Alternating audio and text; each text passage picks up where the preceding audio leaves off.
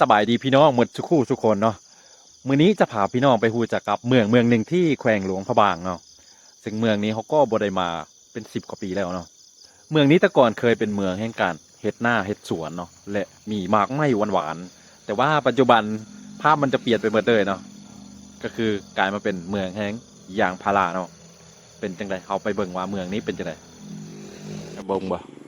ทางนี้ก็เป็นยางพาราแล้วมาทางนี้ก็ยางพาราไปทางปูนก็เป็นยางพาราเนาะมาทางนี้ออมนี่เป็นส่วนยางพารามาเลยเนาะพี่น้องเอ้ยเกือบจะถูกพื้นที่เนาะเป็นสวนยางพาราแต่จะมีบางส่วนที่ยังเฮ็ดนาแล้วก็ยังปลูกมักไม้คือกันเนาะแต่ว่าส่วนใหญ่แล้วเบิ่งไปทางใดก็เห็นแต่สวนยางพาราเนาะบางทีค่อยก็อดบ่ได้ที่จะคิดเนาะถ้าเกิดน้ำท่วมขึ้นมานี่เนาะคือบ่ต้องกังวลเรื่องเหงื่อเลยเนาะเพราะว่ามียางเต็มไปหมดเนาะและต่อไปเขาก็จะพาพี่น้องทุกคนไปเข้าไปเบิ่งในเมืองกันเนาะเขาจะขี่รถจักรไปเนาะซึ่งภาพหลายคนอาจจะคุ้นตาเนาะหลายคนอาจจะได้มาเที่ยวสปป.ลาวแล้วนะเพราะว่าแต่ภาคเหนือภาคใต้เนาะคันว่าเหมือนอยู่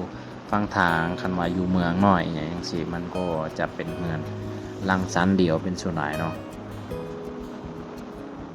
ชีวิตของคนที่นี่ก็ค่อนข้างที่จะเรียบง่ายเนาะชีวิตผูกพันกับการเกษตรเนาะบางคนทำนาบางคนทำสวน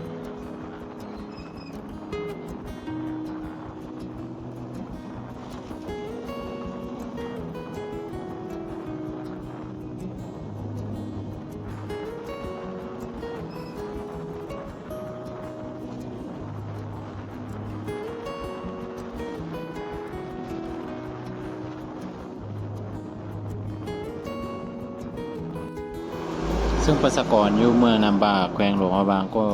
จะบ่หลายบ่น้อยเนาะประมาณ70,000 กว่าคนนะแต่ว่าบอกได้เลยพี่น้องเอ้ยคันเป็นมือลาดมือใดเนาะคนนี่เต็มตลาดเลยเนาะการค้าการขายก็ดีนะอยู่แถวพี่ตอนนี้เขาก็เดินทางมาครึ่งทางแล้วเนาะใกล้ๆที่ฮอดน้ำท่วมแล้วเนาะบอนที่มันเจริญกว่าหมู่เนาะท่านผู้ชมเชื่อบ่ว่าคนอยู่แถวนี้เวลาไปกินข้าวอยู่ตลาดเนาะเขาจะลมกันบ่แม่นลมกันว่าขายหยังเด้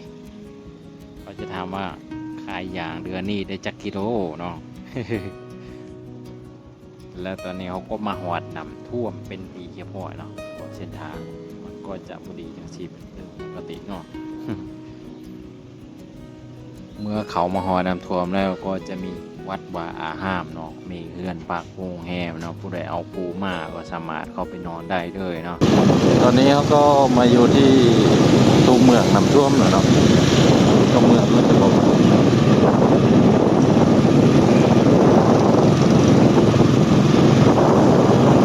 ซึ่งจุดประสงค์ของคลิปนี้ก็จะพาท่านผู้ชมมาโลกเบิ่งทั่วๆไปก่อนนะว่าอยู่น้ำท่วมมันเป็นจังไดเนาะว่าสภาพบ้านเมืองเป็นยังไงแต่ว่าจะบอกเข้าตลาดเถื่อเอาไว้คลิปหน้าเนาะคลิปหน้าเขาจะพาไปลุยตลาดเบิ่งว่าตลาดน้ำท่วมนี่มันมีของกินอันใดได้เนาะซึ่งแถวนี้เมื่อ10 ปีก่อนมันจะบ่เป็นแบบนี้เนาะมันจะบ่มีทางสองฟ้าฝั่งนี่จะบ่แม่นมองคายเครื่องเนาะเดี๋ยวนี้ก็จะหันมาเป็นบ่อนคายเครื่องหมดแล้วเนาะแต่ว่าขึ้นมาทางเหนือนี่ก็จะเป็นตลาดนะแล้วมาเฮาระหว่างทางเฮาก็มาเจอรถเนาะคนที่จอดรถบ่เป็นระเบียบเนาะเอาไว้ที่โทรเอิ้นตำรวจอยู่นี่คือภาพคร่าวๆที่เฮาเอามาฝากพี่น้องเนาะนี่คือเมืองแห่งสวนยางแขวงหลวงพระบางเนาะ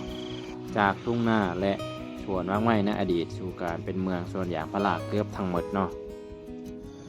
แม้ว่ามันจะเปลี่ยนไปหลายเนาะแต่สิ่งที่ยังคงเหลืออยู่คือความขยันและความอบอุ่นของผู้คนเนาะ